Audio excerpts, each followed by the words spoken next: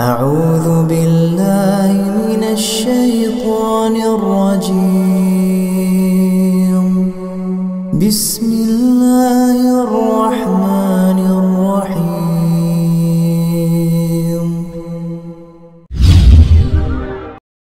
Assalamualaikum warahmatullahi wabarakatuh. Alhamdulillahi rabbil alamin, wassalatu wassalamu ala asrafil anbiya'i wal mursalin, nabiyyina Muhammadin wa ala alihi wa sahbihi wa man tabi'ahum bi ihsanin ila yaumiddin. Subhanaka la ilma lana illa ma 'allamtana innaka antal alimul hakim.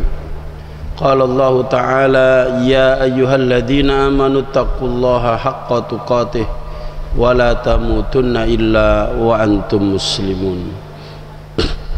Wa qala Rasulullah sallallahu alaihi wasallam wa inna ahsanal hadithi kitabullah khairal hadi hadi Muhammadin sallallahu alaihi wasallam wa syarrul umuri muhdatsatuha fa inna kulla muhdatsatin bid'ah wa kulla bid'atin dhalalah wa kulla dhalalatin finnar.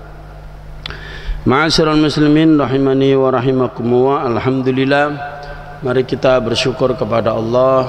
Pada kesempatan pagi hari ini kita sudah melaksanakan sholat subuh berjamaah. Mudah-mudahan amal ibadah kita diterima oleh Allah.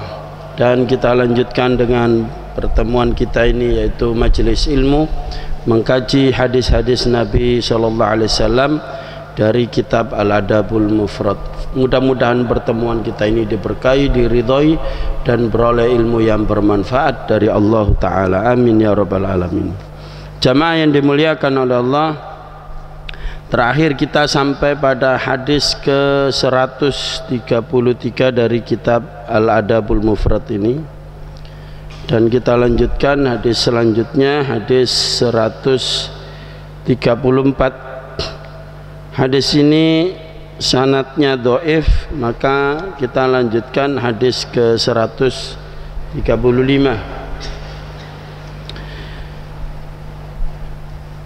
Menceritakan pada kami Abdullah bin Abdul Wahab, dia berkata, menceritakan padaku Abdul Aziz bin Abu Hazim, dia berkata, menceritakan padaku ayahku. Qala, dia berkata, sami'tu Sahla bin Sa'din anin Nabi, aku pernah mendengar Sahal bin Sa'ad dari Nabi SAW. Qala, beliau bersabda, ana wa kafilul yatimi fil jannati hakadha, saya bersama dengan orang yang memelihara, yang mencukupi kebutuhan anak yatim di surga seperti ini. Wa qala bi isba'ati as-sababati wal wusta, lalu beliau sallallahu alaihi wasallam memberi isyarat, yaitu jari telunjuk dan jari tengahnya. Jadi Rasulullah bersabda, saya dan orang yang mencukupi kebutuhan anak yatim seperti dua jari ini di surga, yaitu jari telunjuk dan jari tengah. Maksudnya apa? Nanti di surga tempatnya bukan hanya sekedar masuk surga, tetapi menjadi tetangganya Nabi SAW. Siapa itu? Yaitu orang yang peduli, empati dengan anak yatim, yaitu seorang anak, ya, anak yang ditinggal mati oleh bapaknya, kemudian dia pelihara, dia cukupi kebutuhan makan minumnya, tempat tinggalnya, pendidikannya, ya, dan seterusnya sampai anak yatim ini menjadi dewasa. Nah, orang yang seperti inilah yang nanti berdekatan surganya dengan Rasulullah SAW. Tidak disebutkan oleh beliau SAW jumlah anak yatimnya, ya, tidak disebutkan apa satu atau dua, tentu di dalam beramal kita itu di samping berkualitas juga diperhitungkan juga kuantitasnya. Jadi bermutu alias ikhlas, kemudian betul-betul bertanggung jawab terhadap kehidupan anak yatim, baik ditanggung secara pribadi maupun kolektif, misalkan melalui panti asuhan yatim itu ya, atau pondok pesantren yatim. Jadi anak yatim tidak hanya sekedar ditampung, ya misalnya korban bencana alam seperti tsunami Aceh ya, seperti gempa bumi, gunung meletus, itu kan banyak orang mendadak yatim, atau pengungsi dari Suriah, dari Afghanistan yang meninggal orang tuanya. Nah, mereka sebatang kara ditampung, bukan malah diusir-usir seperti ke sebagian dari ya negara yang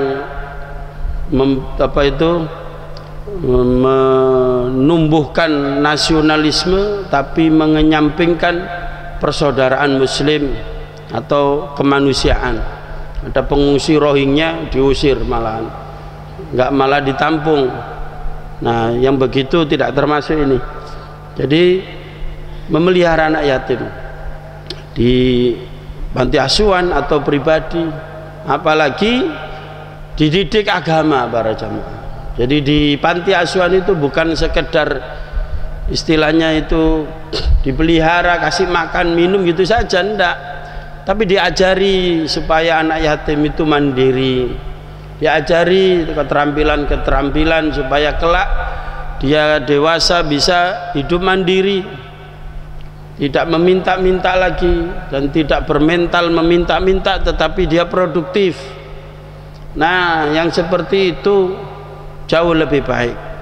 Plus di situ ada misalnya tahfidz Quran untuk menghafalkan Al-Quran ya, kemudian diajari akidah yang benar, ibadah yang sahih yang benar, akhlak yang mulia. Maka ini perlu perjuangan, bukan hal yang sepele, Pak. Apalagi kalau menjadi pengurus panti itu, insya Allah dia harus bagaimana memikirkan donatur yang yang bisa membantu dia untuk kehidupan sehari-harinya, untuk kehidupan makan minumnya, kemudian cari gurunya untuk mengajarkan agama di situ, mengajarkan keterampilan dan seterusnya. Itu tidak gampang, Pak. Belum lagi ngawasi anak yatim, karena anak yatim ini kurang kasih sayang dari orang tua karena ditinggal ayahnya, maka dia perlu sosok figur qudwah yang dia contoh. Ya sama seperti anak-anak pesantren itu harus punya, santri-santri di pesantren harus punya tokoh sebagai figur. Ya harus diam di situ kiainya, ustadznya. Nah, disitulah para jamaah, bukan ditinggal, diurusi lalu kemudian yang mimpin teman-temannya sendiri, tidak begitu. Harus ada ustadz atau kiai yang membina ya, di panti asuhan, di pesantren seperti itu. Sekarang ini banyak sedang digalakkan panti asuhan pesantren. Jadi panti asuhan plus pesantren. Dulunya panti asuhan toh, kemudian berubah sekarang plus pesantren tahfidz. Nah, ini banyak, baik di Surabaya maupun di luar Surabaya yang saya tahu seperti itu. Nah, ini para jamaah mari kita dukung supaya apa?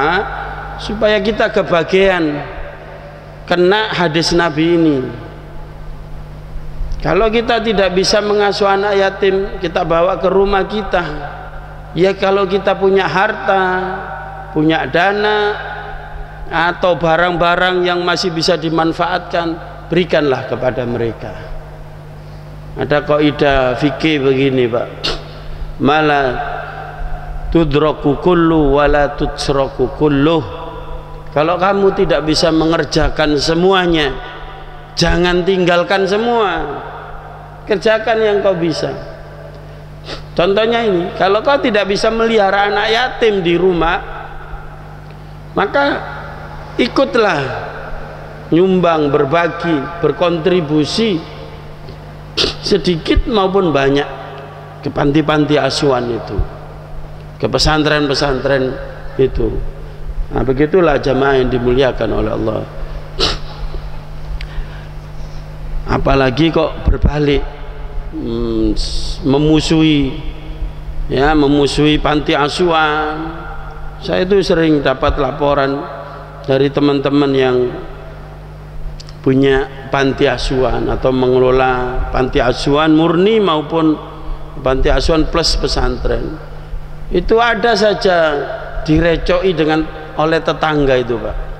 Kadang-kadang karena jemuran, ya, kadang-kadang karena rame anak-anak itu, udah jadi masalah. Tetangga itu sudah tidak membantu, malah membenci dengan kehadiran pesantren atau panti di situ. Ini apa ini? Padahal ngaku Islam, ya sholat jamaah di masjid. Orang yang benci dengan pesantren, dengan panti asuhan itu, alasannya bising lah, alasannya mengganggu ketentraman, alasannya yang paling aneh itu alasan IMB.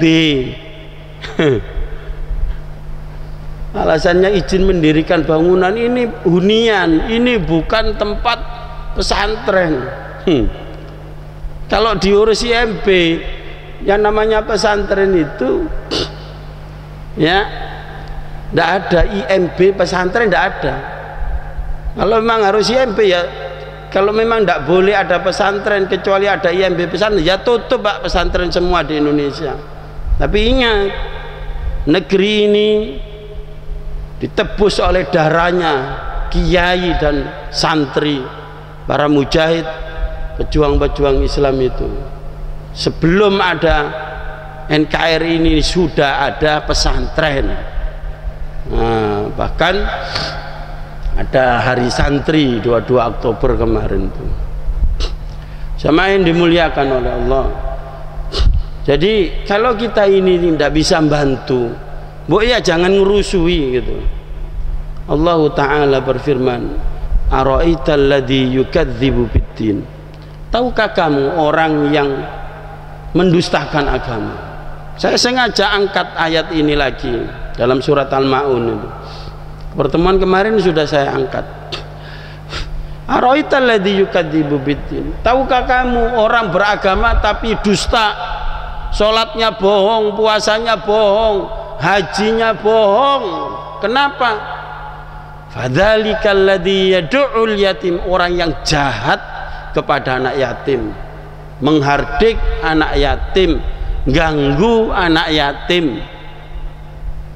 Hati-hati, Pak. Fenomena ini ada betul-betul. Kalau disebutkan dalam Al-Quran seperti itu, dari dulu sampai kiamat mesti ada. Tinggal kita ini milih nyantuni anak yatim atau milih jahat sama anak yatim. Itu saja. Hidup ini pilihan. Walaupun kita baik hubungan kita dengan Allah, tiap malam tahajud nangis-nangis, sholat jamaah di masjid, tapi ibadah menyantuni anak yatim tidak kita kerjakan, atau minimal kita punya simpati. Simpati itu rasa sakno gitu loh, Pak. Kalau empati itu baru kasih materi atau berkontribusi. Kalau simpati itu baru ada kerentek dalam hati, ya sakno ya anak yatim, sehingga ngerem, mau apa, komplain, mau marahi anak yatim, itu menahan diri. Iya, maklum gitu loh. Nah, itu orang yang menghardik anak yatim, membentak anak yatim, menelantarkan anak yatim, tega, ya, tidak ngopeni anak yatim, itu orang yang berdusta di dalam beragama. Ini bukan Nabi yang ngomong, langsung Allah Ta'ala. Wala yahuddu ala ta'amil miskin, dan dia tidak memberi makan kepada orang miskin. Jadi penting para jamaah ibadah sosial itu dengan lingkungan. Kenapa? Karena diantara sifat orang munafik itu bukan tidak sholat. Orang munafik itu sholat. Apa orang munafik itu? Wa yakbiduna aydiyahum. Orang munafik itu kalau persoalan harta, nek jare wong Jawa itu Pak, genggam banyu gak netes. Karena saking pelitnya itu, air itu loh digenggam sampai gak netes. Padahal air itu kalau kita genggam kan mesti netes. Itu perumpamaan orang Jawa itu, ya, air digenggam sampai gak netes, saking pelitnya. Itulah orang munafik itu, seperti itu. Tangannya menggenggam harta dengan erat, pelit. Jangan sampai kita kena ayat-ayat itu para jamaah. Oleh karenanya mari kita ikut peduli terhadap penderitaan anak yatim, fakir miskin. Kemudian hadis selanjutnya, hadis ke-136. Haddatsana Musa, menceritakan pada kami Musa. Qala, dia berkata, haddatsana Al-Ala bin Khalid bin Wardan. Dia berkata, menceritakan pada kami Abu Bakar bin Hafsin, ana Abdullah kana la ya'kulu ta'aman illa wa ala khiwanihi yatimun. Abu Bakar bin Hafs dia mengatakan bahwasannya Abdullah bin Umar tidak makan makanan kecuali selalu bersama anak yatim. Jadi kalau dia ini makan lalu manggil anak yatim, entah itu di rumahnya atau di mana gitu. Itu yang disaksikan oleh Abu Bakar bin Hafs tentang perbuatan atau amal soleh seorang sahabat Abdullah bin Umar, atau yang terkenal dengan Ibnu Umar. Itu ketika dia makan, nah maka selalu bersama anak yatim. Kemudian selanjutnya hadis ke 137, bab khairul bait baitun fihi yatimun yuhsanu ilaihi. Sebaik-baik rumah yaitu rumah yang dimana ada anak yatim yang diperlakukan dengan sebaik-baiknya. Hadis 137. Hadis ini dhaif, namun hadis ini berkesesuaian atau terangkat secara sanad dhaif, namun matan atau isinya sesuai dengan hadis-hadis yang sahih.